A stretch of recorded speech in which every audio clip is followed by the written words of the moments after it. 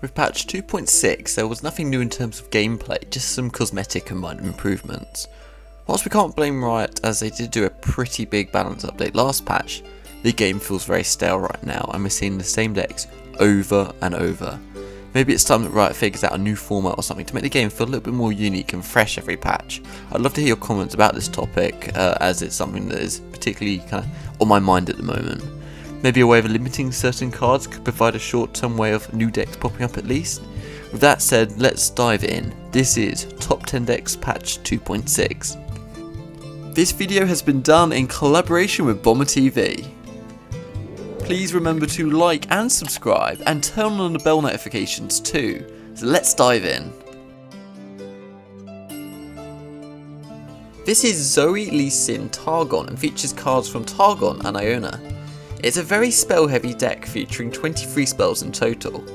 Has a lot of low cost cards too, with 23 costing 2 or less mana. The deck is fairly expensive with 6 epic cards. This deck is the finest example of how a combo deck can work. You want to survive against aggro decks and you want to get your combo out as fast as possible against control decks before they get to their late game. The combo here is to level up Lee Sin, cast Zenith Blade on his ability so it hits the Nexus and removes the blocker, and then with the Overwhelm from Zenith Blade, Lee Sin will actually hit the Nexus, making it an unblockable double attack, which seems broken and to be honest it probably is. You would think that this is really simple and easy to achieve. In theory it is if you can survive long enough. For this we have cards like Sparklefly and Eye of the Dragon. Sparklefly and Eye of the Dragon's Draglings both have lifesteal, so you consistently summon Draglings with this as the deck has so many low cost spells. Buff your lifesteal cards up with spells like Pale Cascade and Bastion to make their damage bigger, meaning your lifesteal heal is also bigger as a result. Next, we want to level up Lee Sin, and to do this we have to cast cheap spells, and cards which generate those cheap spells, for example Mentor of the Stones who can create gems, or Pale Cascade once again, as this is just 2 mana. Then occasionally you may have removal spells of challenger cards trying to take out your Lee Sin, and aside from his obviously natural barrier you can get for his ability, you can also cast protections like Deny or Bastion once again. With the introduction of Zoe, the Lee Sin Targon archetype got some changes, but essentially plays out the same way. Zoe can generate super cool star charts which contributes to Lee Sin leveling up, so it's not really key to the theme of the deck, so she basically acts as a glorified follower. So overall this is a very skill based deck and in the right hands can be absolutely devastating. This is Lissandra Trundle and it features cards primarily from the Frostbite region, but with lots of support from the Shadow Isles too. It's a typical control deck with lots of high costing cards, 8 cards costing 7+ mana in total. It's a fairly expensive deck featuring 5 epic cards and it's actually quite a spell heavy one too with 22 spells. The idea of this deck is to win with a Watcher generated from Lissandra after she levels up. To do that we obviously need to level up Lissandra, and obviously she levels up when you've summoned 2+ allies that cost 8+, so when she does level up she summons a Watcher in the hand, nice and simple. Trundle is there for her best friend as he generates an 8+ mana unit which is essentially free, and it repays itself immediately, so he's obviously his big ice pillar, and this gives you a free activation towards the level up of Lissandra. Another way of leveling up is Spectral Matron, so which is probably being seen for the first time ever in a competitive sense, and the reason why she's so good is not only she's an 8+ cost card herself, but she can also summon a unit that costs 8 mana as well with her effect, who creates an ephemeral version of an ally in the hand to summon it.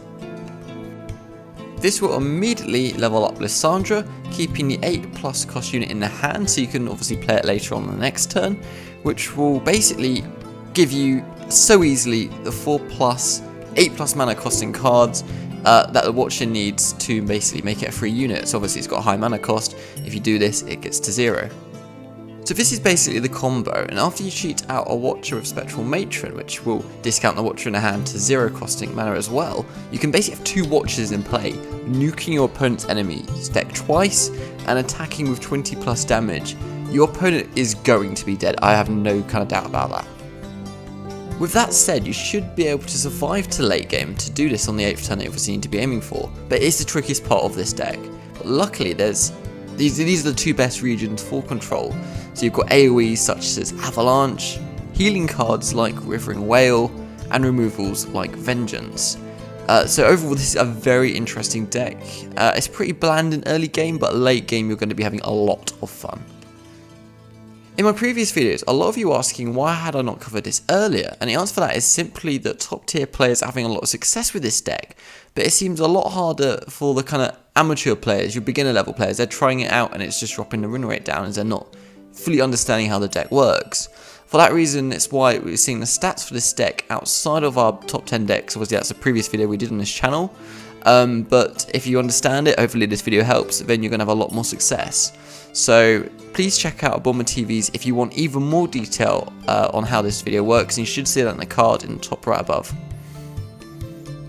Midrange Frostbite saw a bit of a resurgence, maybe because of the lack of proper control decks except for Lissandra Control, which, let's say, most of the time is probably going to be a fair matchup. The fact it gives us space for more mid-range decks, and Frostbite Midrange has kind of always been the best mid-range deck of them, so that is naturally why this one pops up. As you may have seen at the start of this section, the Shroomer expansion variation of this deck features LeBlanc and Whispered Words, so this is the new variation of this archetype, so I'll be interested to see how long this stays around for. This is Twisted Fate Fizz Elusive and features cards primarily from Piltover and Zorn, even though the two main champions are from Buildwater. It's actually quite an expensive deck with 7 epic cards in total on top of the 6 champions.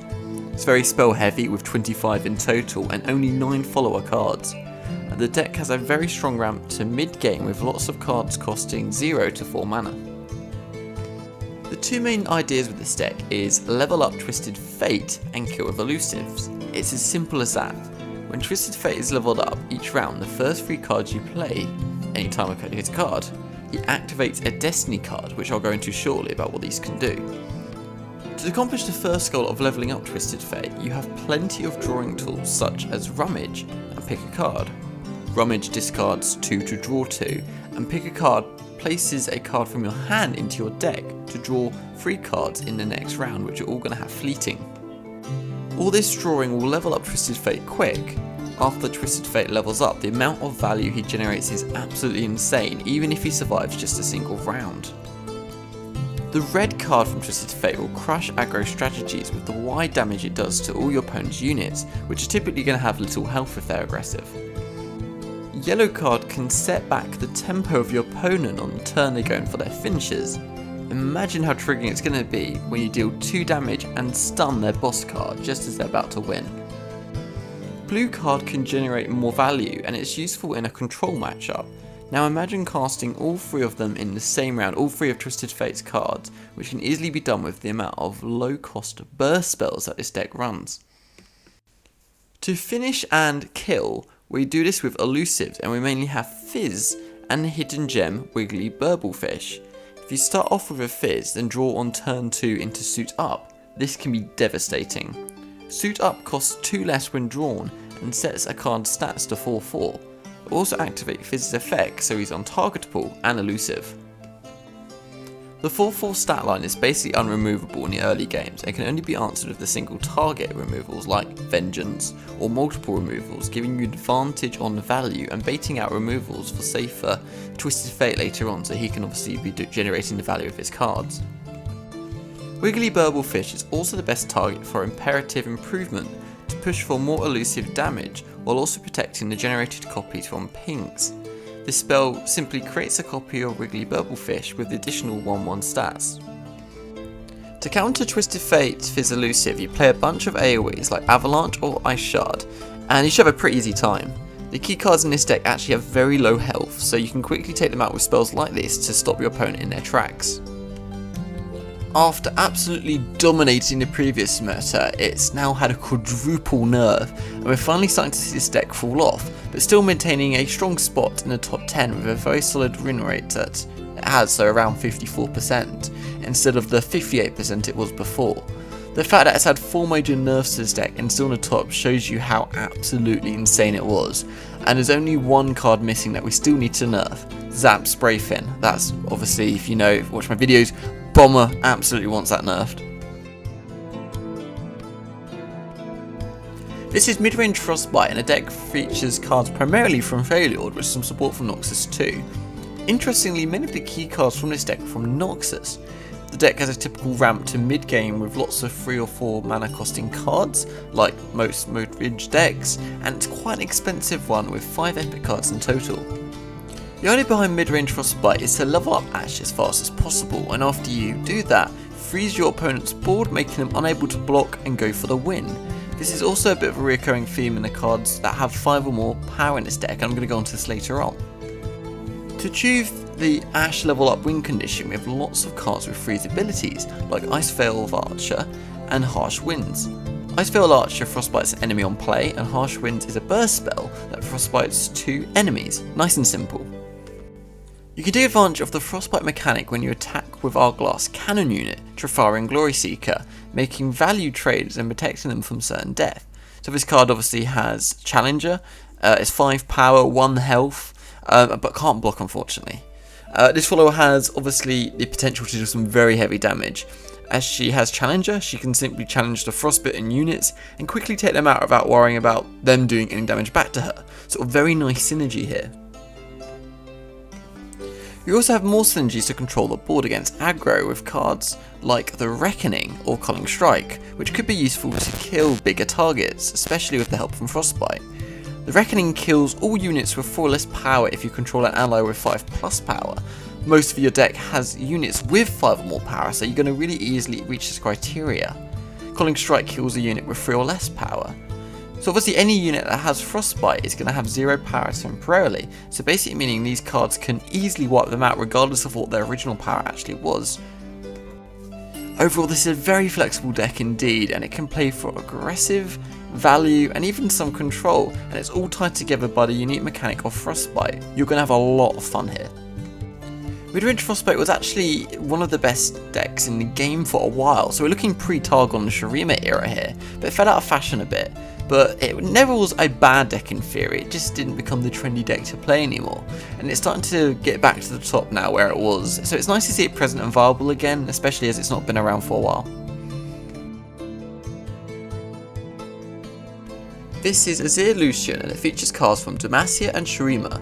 I've classed this deck as a mid-range, even though it's quite aggressive and also has some combo potential. The average cost in the deck is more weighted towards low cost, with 16 cards costing 2 mana and 9 cards costing 1 mana. It's fairly budget with only 2 epic cards. This deck has a lot of things going on. The main idea is to take advantage of the when allies attack effect on both Azir and the Emperor's Dais to summon lots of Sand Soldiers and overwhelm your opponent with basically quite wide boards. As you can see on the screen, both cards have the effect to summon Sand Soldiers, so you can quickly sense the theme here.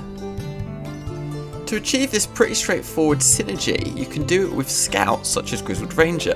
As a reminder for all new players, all your scout units can attack twice as long as your first attack is exclusively with scout only cards. Another attack-minded card is obviously Lucian, which has the rally effect that when a unit dies for the first time each round, rally means you gain an attack counter once again, and it obviously has this on his leveled up card. Lucian will almost always level up as you're going to summon lots of ephemeral Sand Soldiers, which almost always guarantee an additional attack thanks to Lucian. Ephemeral means a unit dies at the end of the round on its first strike, so a very nice little combo here. Another card which is very strong here is the Inspiring Marshal, which can have a win condition on his own. He basically doubles the damage dealt by every Sand Soldier, which can you imagine is pretty strong considering how many you're going to summon, depending on how many times you attack. So overall, this is a very aggressive deck with some nice combo potentials, meant for competitive players which basically like skill-based decks. Fiora Shen is primarily a Demacia deck which also features 13 cards from Iona. It's a mid-range deck which takes advantage of 2 keywords, Barrier and Challenger.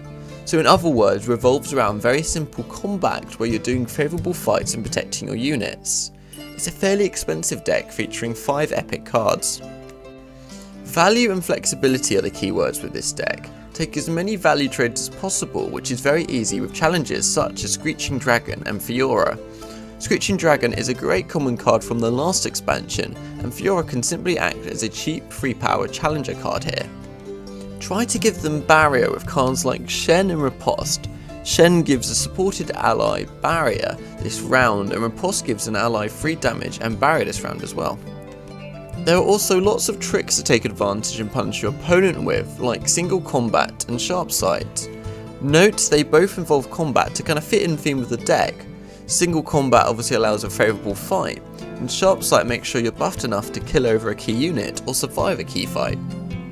If value doesn't win you the game, you always have the Fiora win condition, which is easily achievable with all the protection barrier cards you have in this deck, including Iona cards such as Spirit's Refuge, so overall a very solid deck fitting most playstyles and players.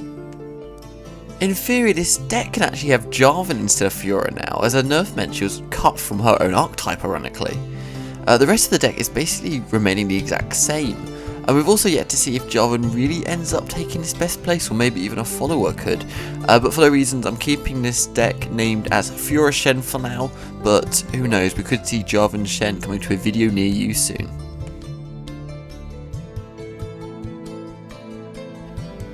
This is Discard Aggro, and it features cards from Noxus and Piltover and Zorn.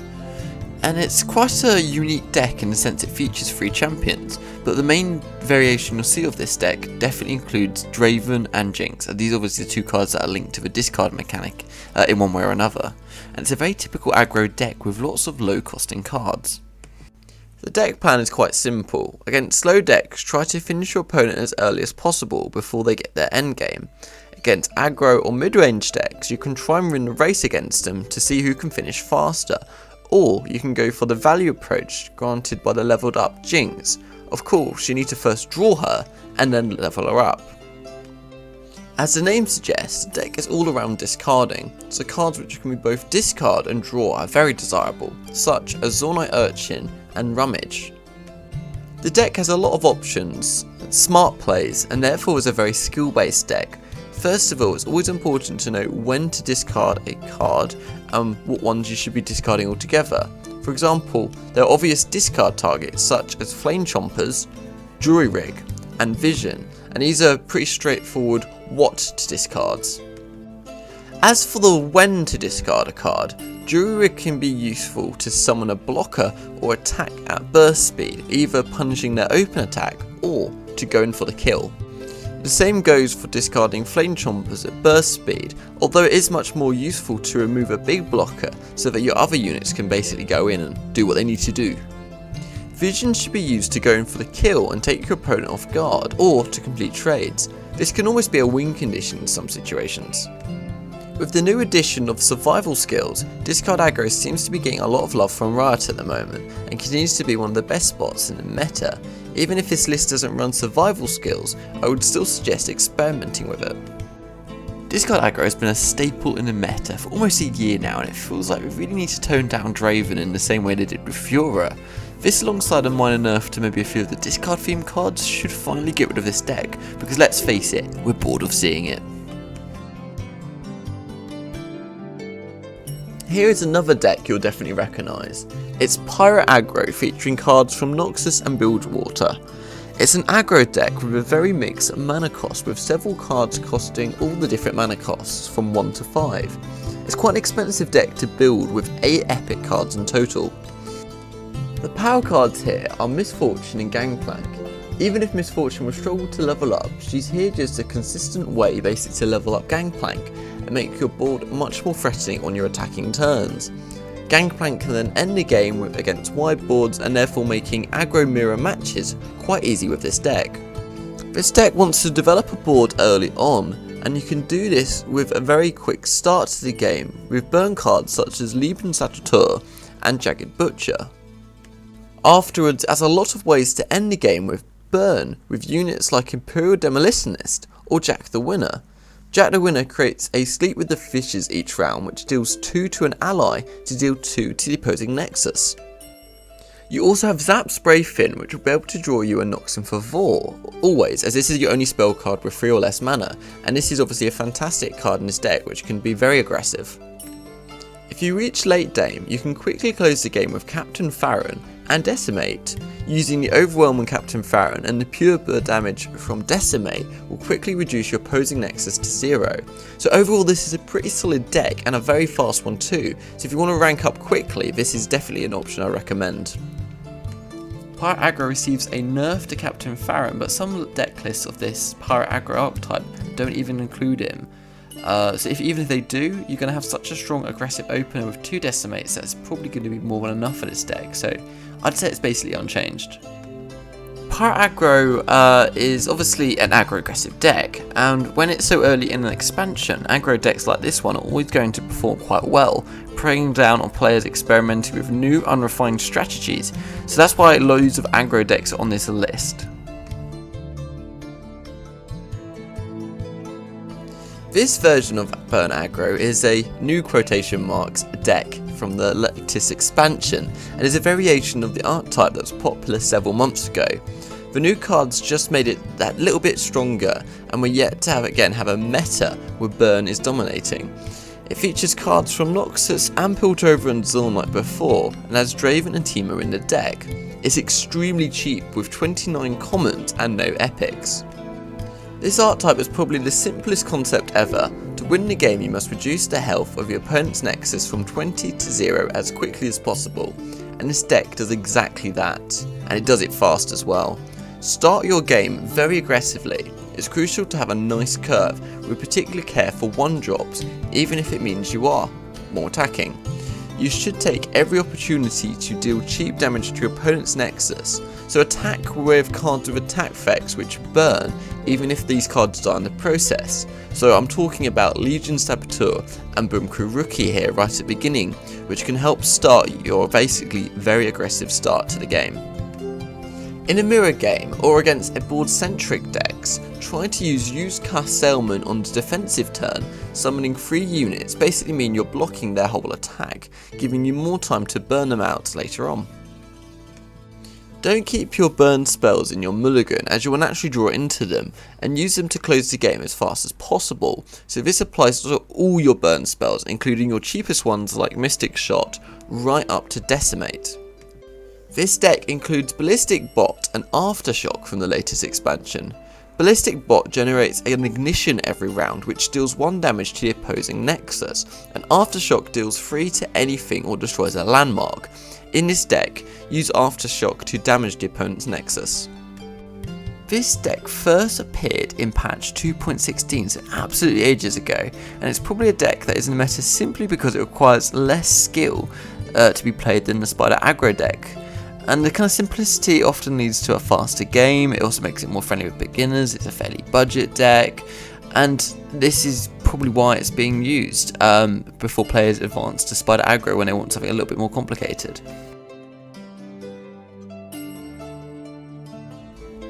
This is Spider Aggro and features a nice 50-50 mix of Noxus and Shadow Isles. The deck is very follower heavy, featuring 28 followers in total and only 9 spells. If you look at the mana cost split in the bottom left, you will see that a mad amount of cards cost 3 or less mana. The only cards costing 3 or more is the 3 copies of Decimate that cost 5 mana. It's a very budget deck with 0 epics and 27 commons, making it great for beginners too. This deck is the essence of aggro. You want to deal as much damage as possible with the first 2 attacks of the game, as essentially your curve ends at 3 mana. This means against control decks, you want to develop as much as possible without risking too much from that AoE, even though sometimes you've got to take the risk. But if they have a board clear, then good luck, but all decks have a counter. Legion Rearguard with 3 damage and Precious Pet with 2 damage, and a Fearsome, meaning that very few early game cards can actually block it, can help your very aggressive turns on 1 and 2, so you're going to be doing a lot of damage here. You can deal an insane amount of damage very early. For example, on turn 1 you can summon a Legion Saboteur for 3 damage. Turn 2 you summon a House Spider, who in turn summons a Spiderling 2 for an additional damage. And turn 3 you summon a Frenzied Skitterer for 11 damage in total, setting your opponent at 6 health by turn 3. So your games could be incredibly short if everything goes in favour here. Later on you can easily burn your opponents from low amounts of health with burn spells like Decimate, and burn units like Doom Beast. Decimate simply deals 4 damage to your opponent's Nexus, and Doom Beast drains 2 from your opponent's Nexus when summoned with Nightfall. So it's not only burns your opponent, but can also help keep your Nexus healthy, because obviously you can be playing very aggressively, you need to survive as well. Stalking Shadow is a particularly strong card for the burn purposes, as effectively you can double your burn potential from units like Doom Beast, or simply copy cheap units to go very wide very effectively. For example, copy a Stygian Onlooker, who gains 2 damage and Fearsome on Nightfall, so this is a great unit for quick, easy 4 damage. I'm personally very happy to see Spider Aggro finally return to the meta in this form, but obviously it's got some new cards in it as well that make it a completely new deck, so I simply can't believe it's at the top. I probably feel like this is just because the meta is still settling, and obviously aggro decks typically do very well in new metas at the beginning, but it's nice to see it here, and this is the best one that's currently around in this patch. And there we go guys, I have to say I was a bit disappointed with this list. I had high hopes after the patch 2.5 balance changes, and it looks like I've only really got 2 to 3 new additions that keep popping up. As I said at the start, I think Riot really need to address these aggro decks, otherwise the game will continue to lose players. What do you think is the best deck in patch 2.6? I would love to hear in the comments. Up next is best meta decks patch 2.6, taking a look at the decks dominating the latest meta. The data presented here is analysed by BomberTV using MOBA analytics. He's a Masters tier player with a background in game theory and game design. He took the most winning archetypes into Master tier, excluding ones with small play rates, analysed their key properties on why they are so strong. Link to his channel is in a pinned comment and in the card above. I've recently set up an Instagram account, @LoreGuides, and I'll be doing a giveaway shortly. Please follow this account for see posts about new videos and for being a chance of winning this giveaway. Please remember to like and subscribe and turn on bell notifications too. See you next time guys.